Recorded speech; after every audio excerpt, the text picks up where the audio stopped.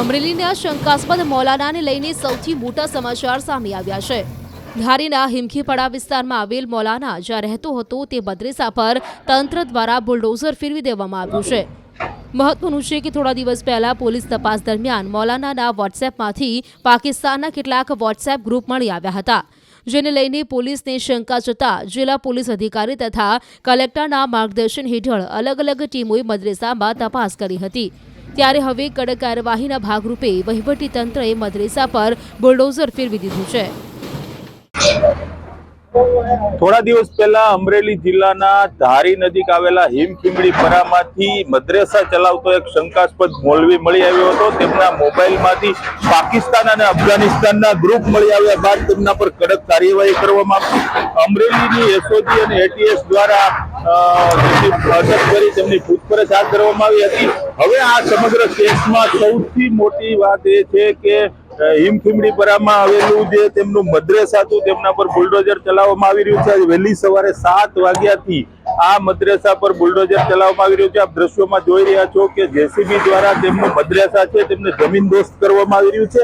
હું આપને જણાવું કે આ જે મદ્રેસા છે એ એક સરકાર દ્વારા આપવામાં આવેલા સરકારી પ્લોટ પર બનાવવામાં આવ્યું હતું। જો કે વર્ષો પહેલા કોઈને રહેણાંક મકાન માટે ફાળવવામાં આવેલા આ પ્લોટને દુરુપયોગ કરી તેમના પર મદ્રેસા ચલાવવામાં આવ્યું હતું અને એવું કહેવાય રહ્યું છે કે આ મૌલવી છે તેમની તમામ ગતિવિધિઓ છે શંકાસ્પદ હતી, જેના કારણે તેમના પર મોટી કાર્યવાહી હાથ ધરવામાં આવી છે। અત્યારે આપણે જોઈ રહ્યા છો કે તેમના મદ્રેસાને જમીનદોસ્ત કરવામાં આવી રહ્યું છે। આ સીધા દ્રશ્યો ધારીના હિમખીમડીથી છે। જોકે હજી આ જે મૌલવી ઝડપાયો હતો તે અમદાવાદ એટીએસ અને અમરેલી એસઓજી દ્વારા એમની અટક કરવામાં આવી હતી અને ત્યારબાદ તેમના મદ્રેસા પર આ સૌથી મોટી કાર્યવાહી કરવામાં આવી છે। હું આપને બતાવવા માંગીશ કે અમરેલી જિલ્લા પોલીસની ટીમ જે છે એ ખડે પગે છે, ચુસ્ત પોલીસ બંદોબસ્ત ગોઠવી દેવામાં આવ્યો છે। વહેલી સવારથી આ કાર્યવાહી છે એ હાથ ધરવામાં આવી છે અને થોડી મિનિટોમાં જ આ મદ્રેસા છે તેમને જમીનદોસ્ત કરી દેવામાં આવશે। ધારીના હિમખીમડી વિસ્તારની અંદર એક તારીખ 1/5/2025 રોજ શંકાસ્પદ હિલચાલ ધરાવતા મૌલાના એક મદ્રેસાની અંદરથી પોલીસ દ્વારા અટકાયત કરવામાં આવેલી હતી।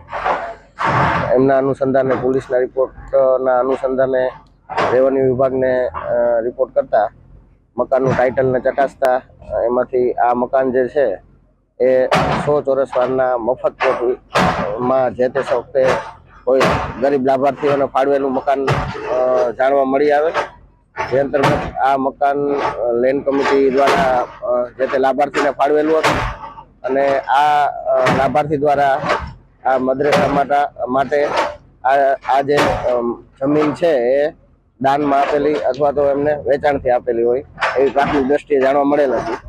જે લેન્ડ કમિટી દ્વારા અપાયેલા પ્લોટની મૂળભૂત રીતે શરત ભંગ થતું હોય, જેથી લેન્ડ કમિટી દ્વારા આ પ્લોટ છે એ સરકાર શ્રી હસ્તગત કરી અને મફત ફરીથી આવા જે ગરીબ લાભાર્થીઓ છે પ્લોટ વિહોણા એમને પ્લોટ આપવા માટેની આગળની કાર્યવાહી કરવા માટે લેન્ડ કમિટી દ્વારા આ પ્લોટ છે એ સરકાર શ્રી અને પોતાના કબજે લઈ અને આ પ્લોટ ખુલ્લો કરવા માટેની કાર્યવાહી આજ રોજ કરવામાં આવેલ છે।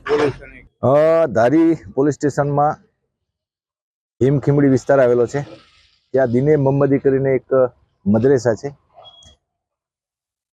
એસડીએમ અને મામલતદાર ધારીના ઇન્વેસ્ટિગેશનમાં કંઈ નીકળ્યું છે કે આ મદ્રેસા જે છે એનું કન્સ્ટ્રક્શન ગેરકાયદેસર છે અને એ બાબતે રેવન્યુમાં આખો કેસ ચલાવવામાં આવ્યો, આધાર પુરાવા માગવામાં આવ્યા અને આ મદ્રેસા બનાવનાર અને એનું સંચાલન કરનાર કોઈની પાસે કાયદેસરતા પોતાને કાયદેસરનું આ બાંધકામ અને જગ્યા હોવાનો આધાર પુરાવો ન મળ્યો, જેથી એનો ઓર્ડર થતાં આજરોજ એ ગેરકાયદેસર બિલ્ડિંગ બનેલી મદ્રેસા દિને મોહમ્મદી હતી જે ચલાવતા હતા અને ચાલતી હતી એને તોડવાનો એક આદેશ થયેલો અને આજે એને ડિમોલેશનનું કામ આ જગ્યાએ ચાલુ છે। આ બંદોબસ્તમાં 2 ડીવાયએસપી, 3 પીઆઈ અને જરૂરિયાત મુજબની તમામ પોલીસ રાયોટ સિસ્ટમને કંટ્રોલ કરવાની જે પેટર્ન છે એ અને બોડી વોર્ન કેમેરા, હેલ્મેટ, લાઠી, જેકેટ તમામ પ્રકાર tear gas, cell, gas gun તમામ સાથે અને કોઈ જો માથાકૂટ કરે તો એને અટકાવવા માટે અને એની સામે પગલાં લેવા માટે પ્રિઝન વાન પણ મંગાવવામાં આવી છે.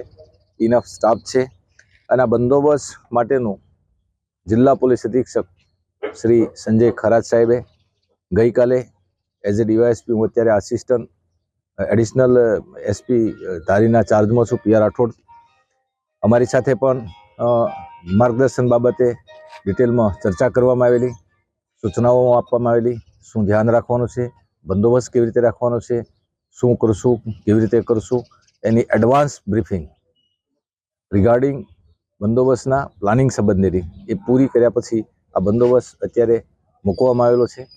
હાલમાં એ મદરેસા તોડવાનું કામ સારી રીતે ચાલે છે.